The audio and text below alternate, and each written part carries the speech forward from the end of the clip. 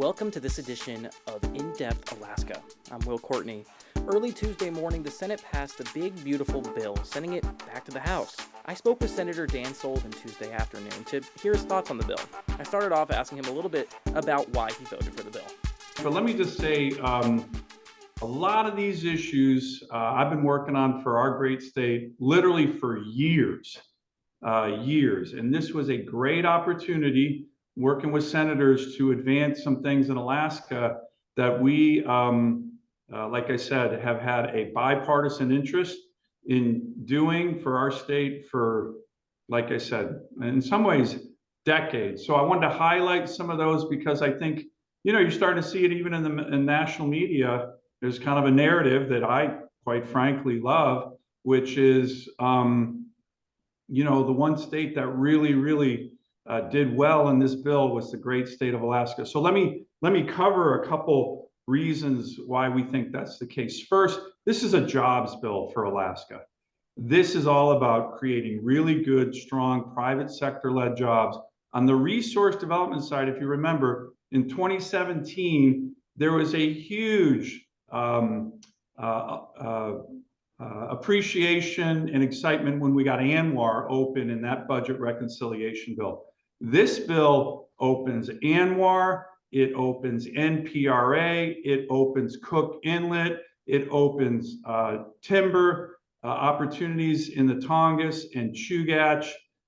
It mandates leases in the law for all of those areas. It creates for the first time ever a 70% state take, 30% federal take. We've been trying to change the 50-50 take forever. And this is going to create huge amounts of jobs and great state revenues for our state. So a giant home run in our resource development economy. Second, it's very focused when you look at the tax provisions on middle-class families, small businesses. 99% of all businesses in Alaska are small businesses. The number one thing it does is make sure there's no tax increase. Remember, Will, if we didn't extend the tax cuts from 2017 by the end of this year, the American people would have had a $4.5 trillion increase. Everything from 2017 would have bounced back, and that would have really hurt middle-class families, small businesses. We prevented that and put in a whole bunch of things that are pro-working family, child tax credit, child care programs that are really needed in our great state. So that's another area where we think this is really strong. Third, hasn't gotten hardly any attention. The biggest investment in Coast Guard history, without a doubt. I'm the chairman of the subcommittee in charge of the Coast Guard. This is $25 billion for the Coast Guard. And a lot of that's coming to our Coast Guard in assets in Alaska. As you know, we're a giant Coast Guard state. This has 16 icebreakers, if you can imagine that. It's got $300 million for Juneau for the facilities for the home porting of the Storis icebreaker. We're going to do a ribbon cutting in Juneau in August. I've been working on this issue for 10 years, and then it just completely redoes the Coast Guard fleet in terms of dozens of helicopters, dozens of cutters, and a lot of that is going to come to the great state of Alaska. Literally, no exaggeration, $25 billion, biggest investment in the Coast Guard in the history of the Coast Guard. Of course, this secures the border. President has been very focused on that. He's been doing it himself. Illegal immigration is down 99%, but we still need to secure the border. It's got $46 billion to build the wall, and it's got several additional billions for facilities that can help make sure not just the wall, but we never have the open kind of border challenges that we had during the Biden administration. Finally, a couple more areas, and I'd be glad to take your questions. The Department of Defense, $150 billion for Peace Through Strength, which first and foremost focuses on our troops. Barracks, standards of living, training. This builds on the historic pay raise that we got last year for our enlisted personnel, 14% pay raise. I don't think there's ever been a bigger pay raise for our troops. So for all the Alaskan military, this is a home run for our great military members and their families. It has Arctic infrastructure funding that I got in there, particularly as it looking at opening new bases like the ADAC base in the Aleutian Island chain. And then it's got a huge $25 billion down payment on the president's Golden Dome initiative. I'm the lead senator in the Senate with my Golden Dome Act. And of course, Alaska is the cornerstone of missile defense. So a lot of that Golden Dome missile defense money will be coming to our great state. And again, this is great for national security, but it's also really, really good for jobs. And then finally, on healthcare, there's been a lot of ads out there. You're seeing them. They're very kind of deceitful. This doesn't touch Social Security at all. Doesn't touch Medicare at all. But with regard to Medicaid, Alaska is very unique. What do I mean? The Medicaid reforms in this bill are all focused on states that use what are called provider taxes and state-directed payments. Okay, that's where you're seeing reforms for Medicaid. We're the only state in the country that doesn't use either. So right now, in terms of this bill, there is no reduction in any kind of Medicaid funding from the federal government because we don't use those programs. To the contrary, I was able to get a rural hospital fund, negotiated a big expansion of it last night, $50 billion for rural hospitals, rural states. I anticipate Alaska in the next 5 years will be getting at least $200 million additional federal dollars for hospitals, for Medicaid, for helping patients. So it's a big win for our rural hospitals and healthcare as well. And then look, I'm gonna finish with one point. The budget reconciliation process is complicated. What happens is you have provisions in your bill that can be challenged under what's called the Byrd Rule. And the Byrd Rule is a rule, it's complicated. The parliamentarian in the Senate makes a ruling saying, hey, whether something can stay in or something can stay out. One thing I wanted Alaskans to know, on all of these really, really good provisions for our state, the minority leader of the U.S. Senate, Chuck Schumer, Democrat leader of the U.S. Senate, tried to strip out, because you have to go to the parliamentarian saying, we don't like this provision, we think it violates the Byrd Rule. Every single one of these good provisions that I just told you about Alaska, these historically good provisions that we've been working on for decades, Chuck Schumer and the Senate Democrat leadership tried to strip out every single one of them. More of their anti-Alaska focus, ANWR, NPRA, rural hospital funds. I had a really good provision in the bill that would increase the federal match for Medicaid. Chuck Schumer and the Senate Democrats stripped that out of the bill, cutting hundreds of millions of Medicaid dollars to Alaskans. And a little bit ironic, you might see back home, they're running ads saying, falsely by the way, that I'm trying to cut Medicaid. The only guy who's effectively and factually cutting Medicaid in Alaska by the hundreds of millions is the Senate Democratic leader. It's too bad, but hey, we ended up beating him. This is a really good bill for our state, very historic. And I appreciate any questions you have now.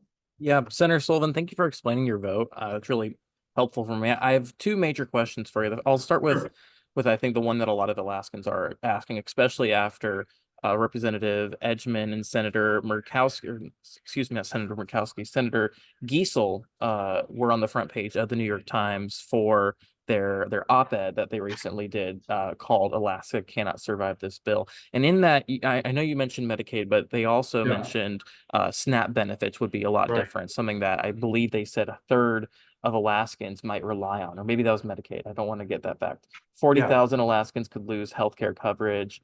Thousands could go hungry from SNAP changing. So explain to me a little bit about, how you kind of respond to that criticism, especially with it being on the Times. Well, look, I'm a good friends with both Senator Giesel and Representative Edgman. I have a lot of respect for both of them.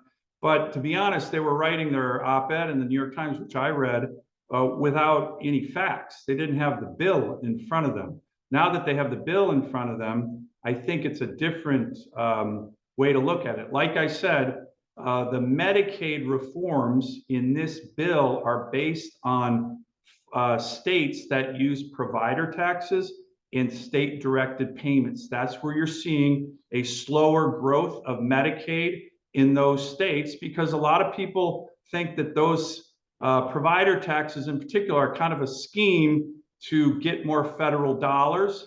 They're looked upon a little bit askance in terms of what states are doing. We're the only state in the country that doesn't do either. So all of these reforms that are talked about in other states do not impact us. To the contrary, as I said, I worked really hard to make sure this rural hospital fund for states with rural hospitals and rural populations was plussed up dramatically, $50 billion in this bill. And as I mentioned, I have assurances that we will be getting at a minimum $200 million a year for the next 5 years. That will be a plus up.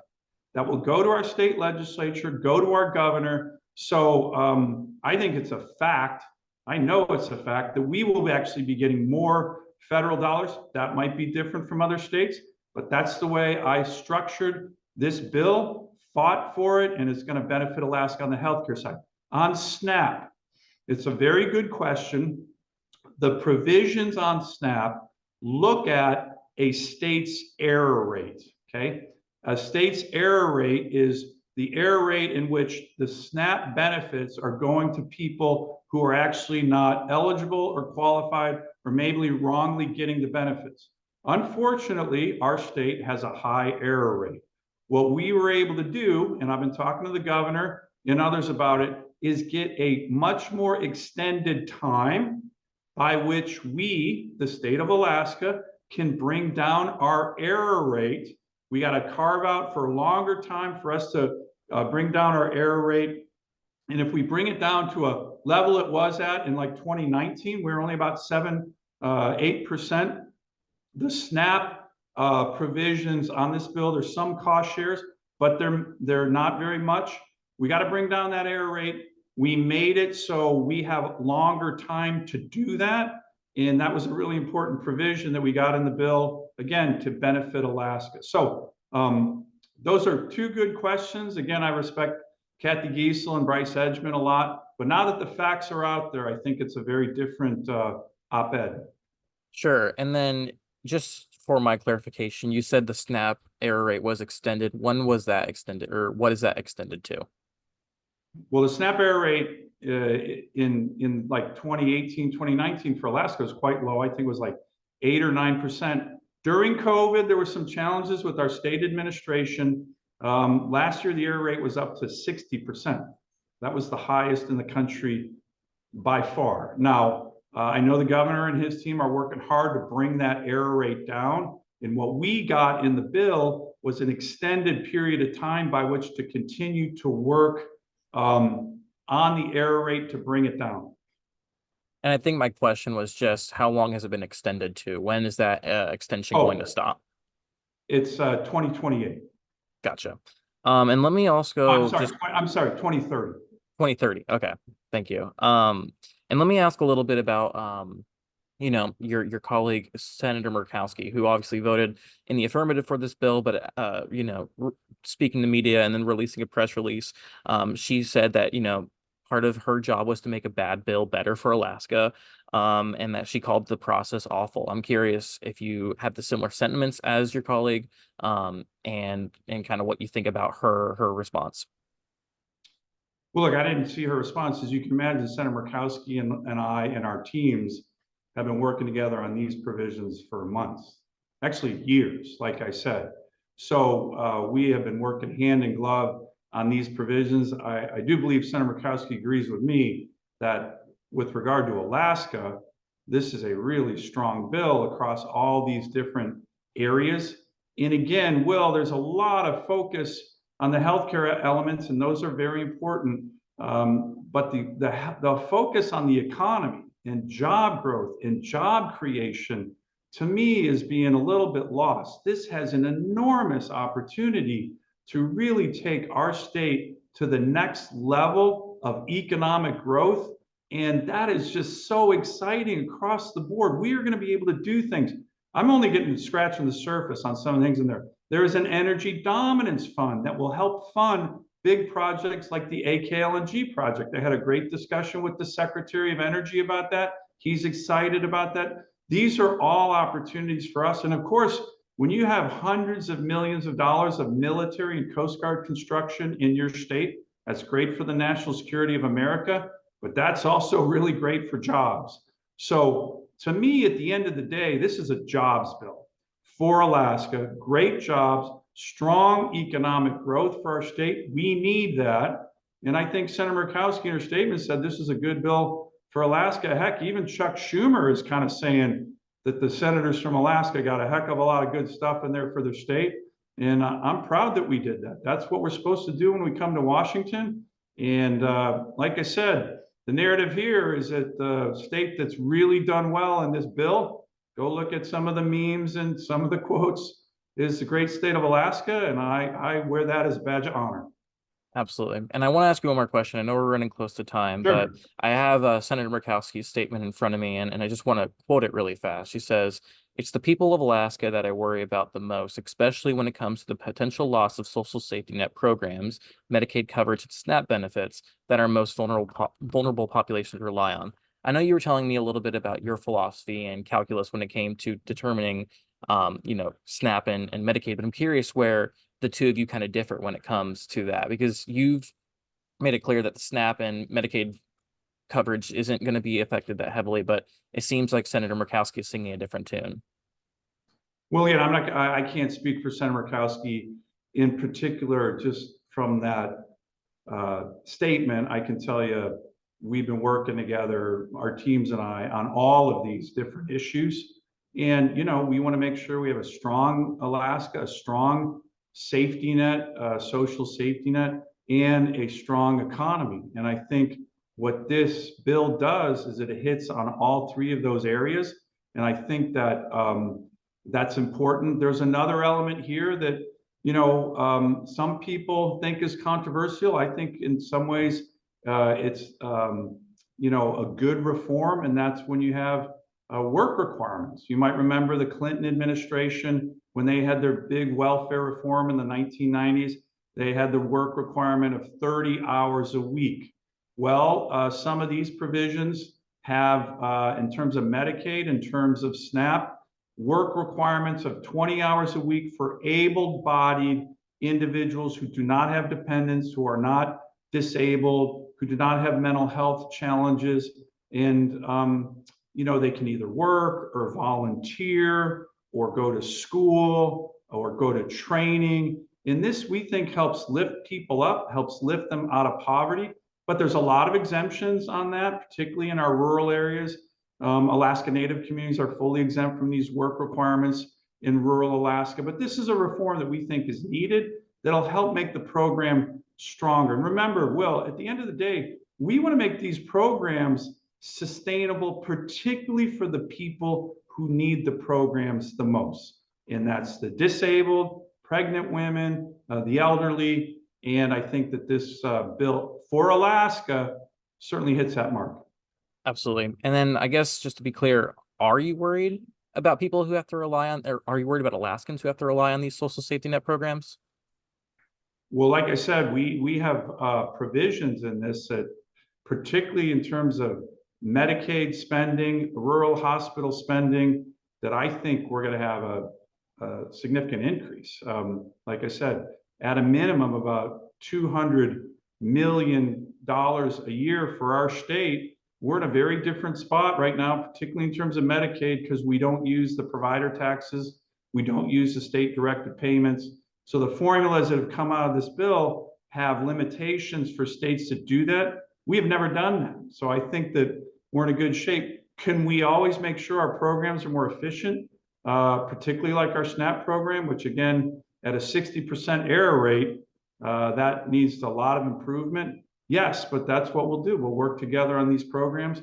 And remember, a strong economy drives a lot of positive elements for safety nets, for people's health, for communities. And to me, that's the real strength of this bill. It's going to unleash a very strong Alaska economy with great jobs and very significant revenues for our state legislature with more energy development. So I think it's an exciting bill. Again, something we've been working on, I've been working on for years, and it was a good day last night. I'd like to thank Senator Sullivan for speaking with us. We attempted to contact Senator Lisa Murkowski as well, but have not been able to speak with her as of Tuesday night. Thanks for listening to In Depth Alaska. Please like and follow this podcast.